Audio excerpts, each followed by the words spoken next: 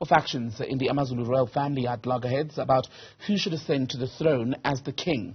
Last weekend, one faction of the royal family crowned Prince Simakade as king. Well, this coming weekend, another faction of the royal family will then proclaim Prince Misuzulu as the king of AmaZulu.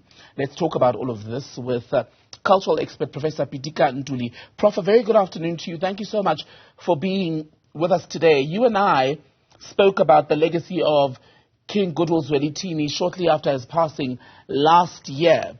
When you look back then and where we are now, is any of what's been going on surprising in terms of the battle for succession? It's not surprising because whenever a situation like this occurs, there are always, people, some of them very opportunistically, who seek to attain power, because that power involves also a lot of resources.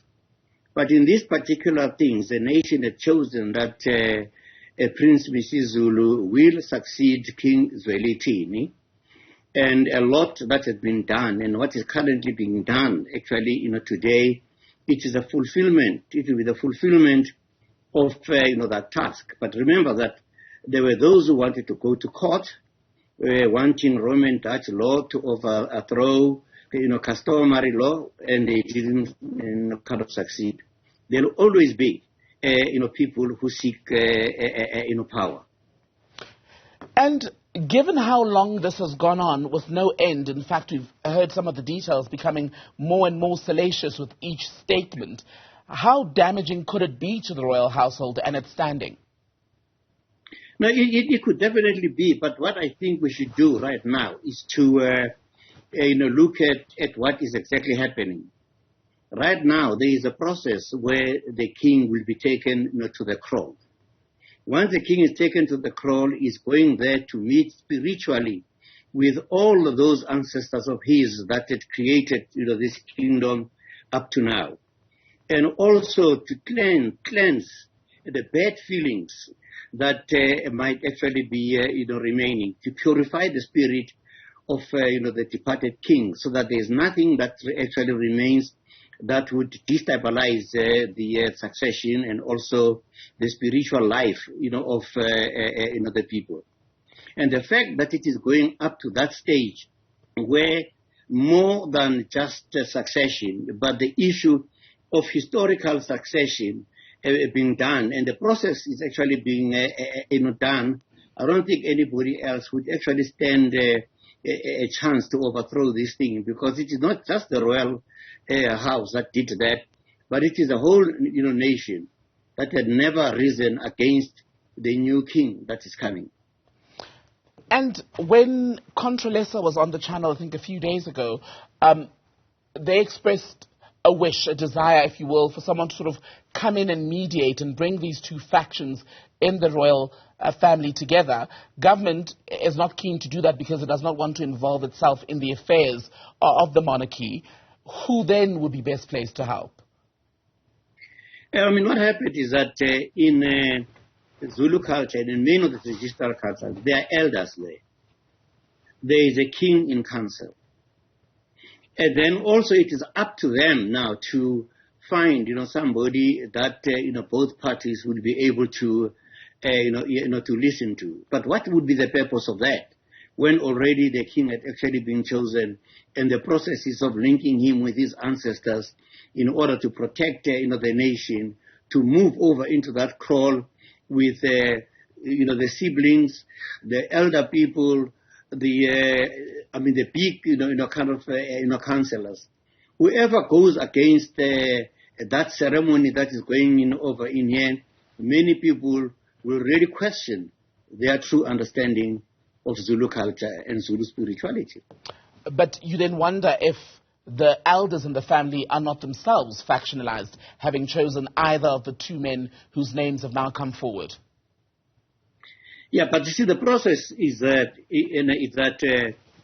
a proper way had actually been done. The king was actually nominated, and everybody had.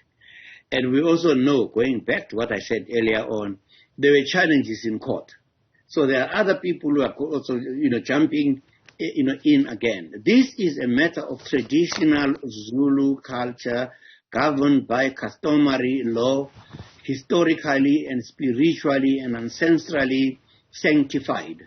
That's what is facing us right now. I think it is more, in a sense, the issues of what the position brings, the power it brings, the resources it brings, the wealth that it brings, and people forget also the responsibilities that actually go with such